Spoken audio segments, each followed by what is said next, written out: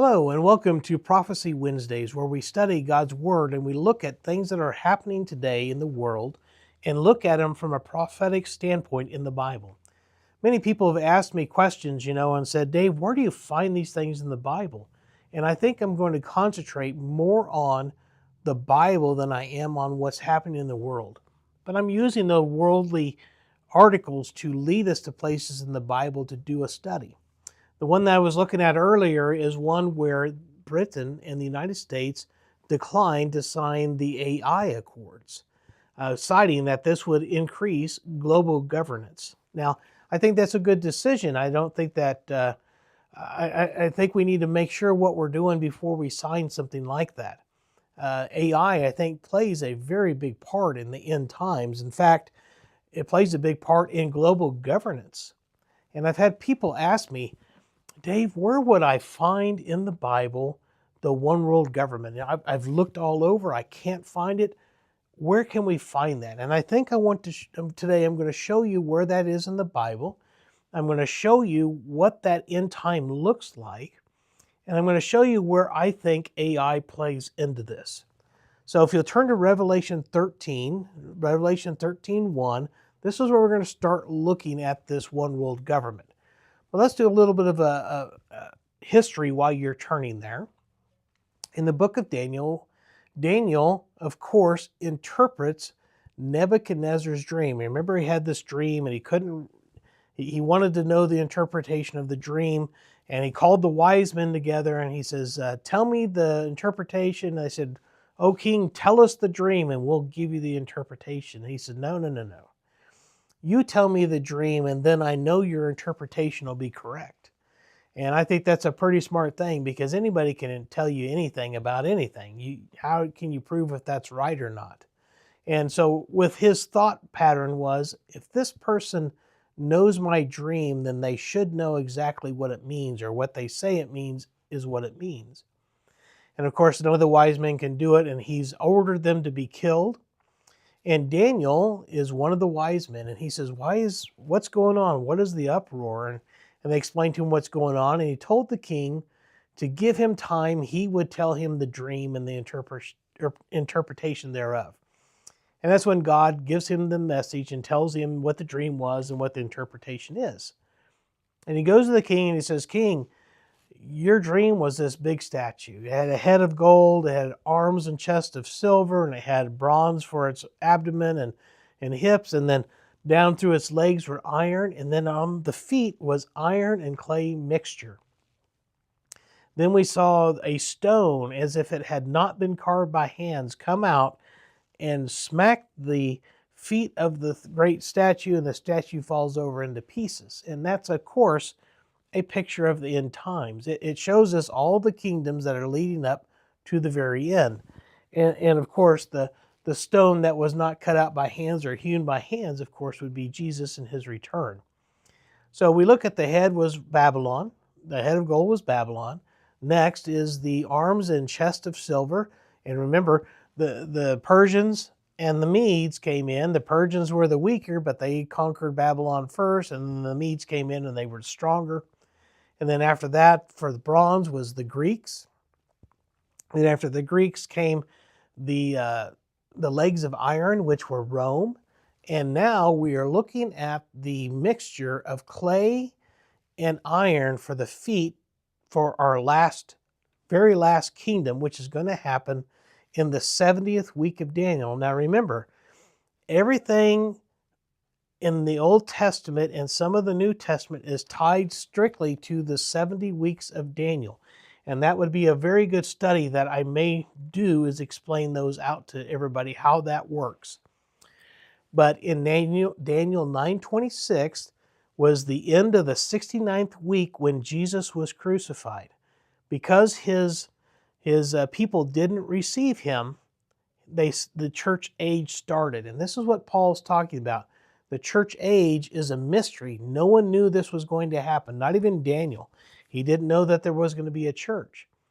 So now we're waiting for the 70th week to happen.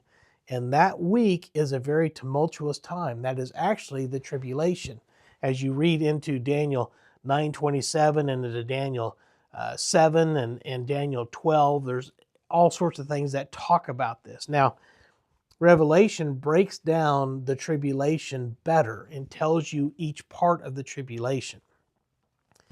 But here we have these different kingdoms. Now, if you read over in Daniel 7 and 8, you're going to see that these kingdoms are ascribed animal features.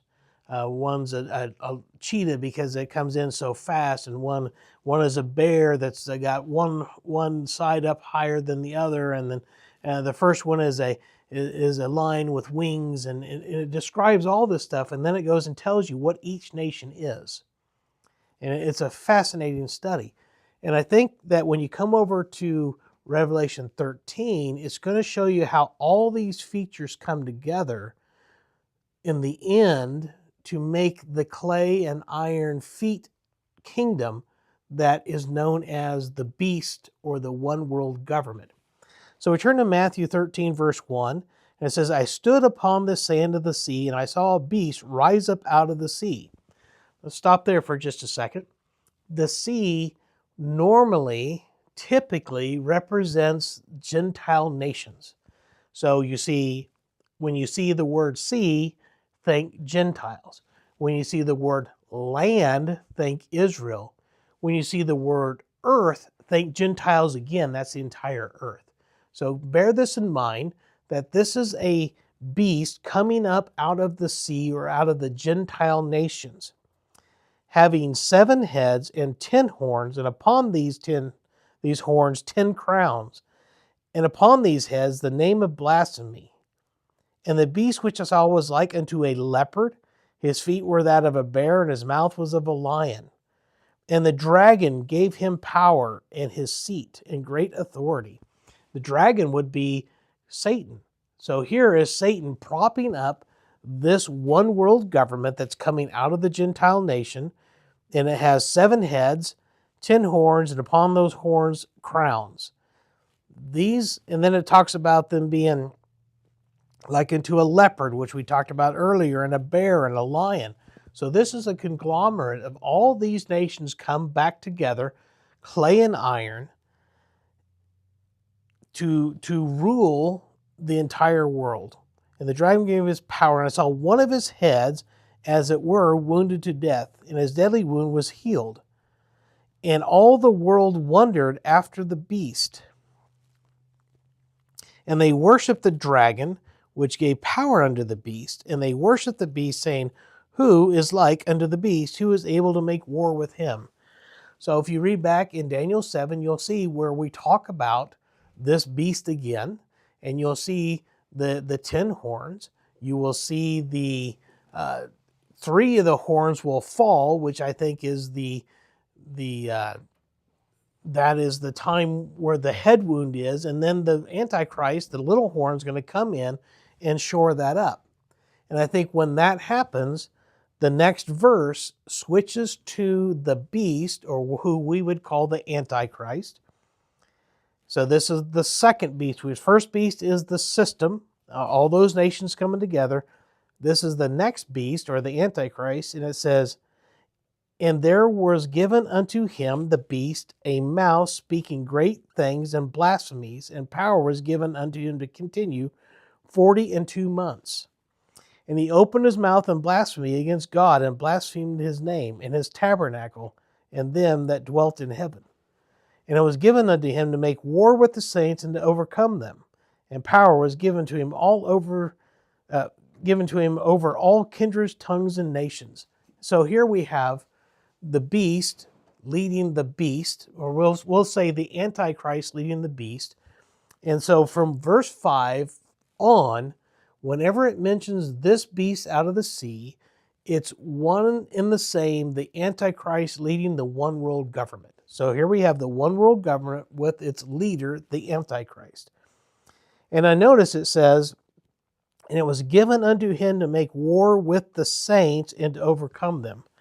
There's a magazine I receive. It's a very good magazine, Midnight Caller. It's very good, and there's a guy in there that writes fantastic articles, and I have a little bit of a disagreement with it. This is nothing that affects my love and care for another Christian. I believe he's a Christian, And we can disagree on these little things. It's not a big deal, but he believes that when it says to make war with the saints and to overcome them, that every single saint during the tribulation will be killed. All those that believe in God will be killed. And I disagree with that. I think that the words to make war with and to overcome them does not mean to destroy them. And now there is a verse back over in Daniel 8:24 or 25, and it says that he was going to destroy many. Well, many in that situation, that's not talking about saved people, that's talking about unsaved people, because many is typically described as unsaved. So here he is, he's given to make war with the saints, and all them that dwell upon the earth shall worship him, whose names are not written in the book of life of the Lamb slain from the foundation of the world. So here we have a book of life of the Lamb, and that's very important that it says of the Lamb. And that would be, we don't have time to discuss that out today, that would be for another time. It says, any man have an ear, let him hear. He that leadeth into captivity shall go into captivity. He that killeth with the sword must be killed with the sword. And here is the patience and faith of the saints. So he's going to make war on the saints. He's going to cause them great strife and problems. And it says, beheld another beast coming out of the earth. So this is the entire world. This could be anywhere. I would even say this could be Israel. The earth just means the entire globe. And he has two horns like a lamb, but he spake as a dragon. And I think this is the beast that's the false prophet. He comes in, he looks like religion, as the world would describe it. He looks like Jesus, but he speaks like a dragon. It's Satan that's controlling him. And he exerciseth all power of the first beast before him, and causeth the earth and them that dwell therein to worship the first beast, whose deadly wound was healed. So he's going to have them worship the beast that came up out of the sea, the one world government.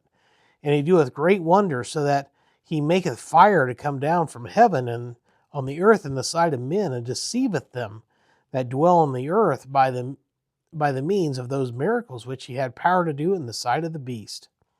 Notice he had the power to do it only when the beast was there, and the beast is given power by the dragon. So this is a power that's finite, that you can only give or use in the presence thereof.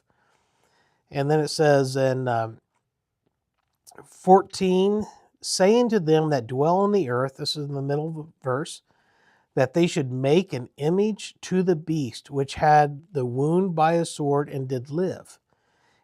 And he had the power to give life unto the image of the beast, that the image of the beast should both speak and cause that as many as would not worship the image of the beast should be killed.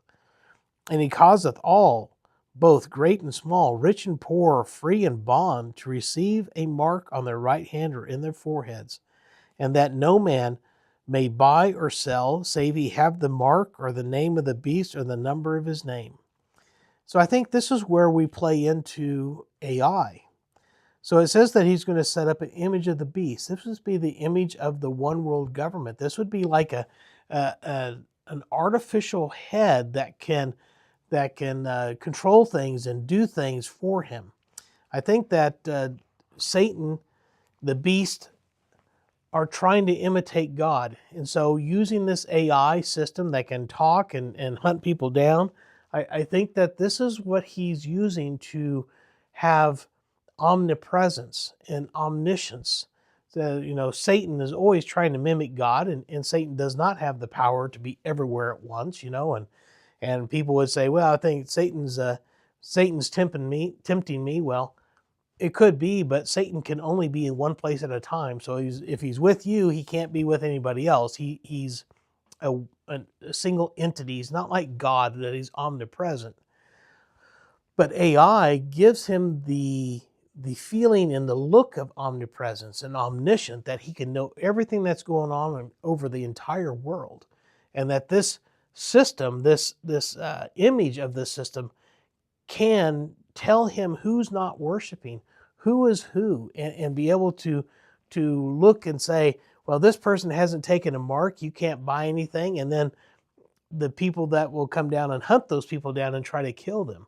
And I do agree with the guy in Midnight Caller that there will be a very, very small amount of people that make it to the end of the tribulation that would go into the millennial kingdom. I think that's a very small number, smaller than I can even imagine right now. When I look at Revelation and we look at that in totality, the billions of people that are going to die on this earth is unreal.